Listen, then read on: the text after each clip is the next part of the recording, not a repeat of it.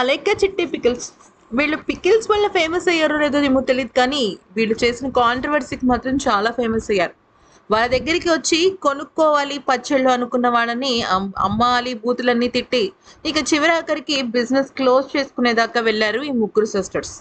ముఖ్యంగా దీనిలో అలేఖ్య చిట్టి ఆమె ఎక్కువగా ఈ పచ్చళ్ళకు సంబంధించిన పూర్తి స్థాయి బాధ్యత తీసుకుంటూ ఉంటుంది.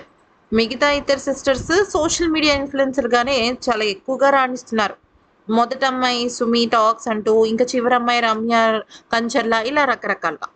అయితే ఇక తాజాగా చూసినట్టయితే ఈ యొక్క ఇష్యూ తర్వాత ఈ అలేఖ్య చిట్టి అనే ఆమె హాస్పిటల్లో చేరటం, ఆ ఇష్యూ కాస్త పూర్తిగా జనాలు మర్చిపోవటము అంతా కూడా సద్దుమడిగిన తర్వాత ఇంకా వాళ్ళ బిజినెస్ నెంబర్స్ కానీ లేకపోతే వెబ్సైట్స్ కానీ ఇవన్నీ కూడా మూసేసుకున్నారు.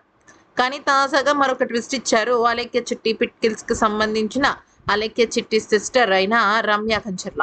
ఏమన్నారంటే, మేము మళ్ళీ మా రమ్య కంచర్ల పికిల్స్ అంటూ నేను ఒక కొత్త బిజినెస్ స్టార్ట్ చేయబోతున్నాను. అయితే ఇది కూడా పచ్చళ్ళ వ్యాపారమే. ఇక నన్ను మా రిలేటివ్స్ కానీ మా ఫ్రెండ్స్ కానీ మంచి కంబ్యాక్ ఇవ్వాలని అంటున్నారు. అందుకనే మేము ఈ పచ్చళ్ళ వ్యాపారం మళ్ళీ మొదలు పెడుతున్నాం.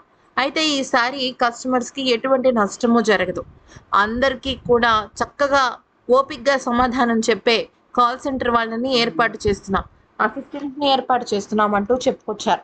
మరొక 2 నెలల్లో స్టార్ట్ చేస్తారని కూడా చెప్పడం జరిగింది.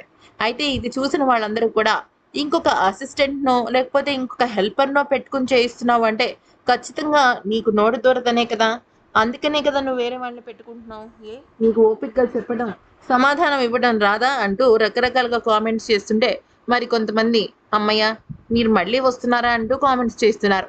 ఏదేమైనప్పటికీ మళ్ళీ పికిల్స్ అంటూ వీళ్ళు మనల్ని కొంతవరకు షాక్ గురి చేశారు అన్న మాట అయితే నిజం. ఈ వీడియో నచ్చితే లైక్, షేర్ అండ్ సబ్స్క్రైబ్.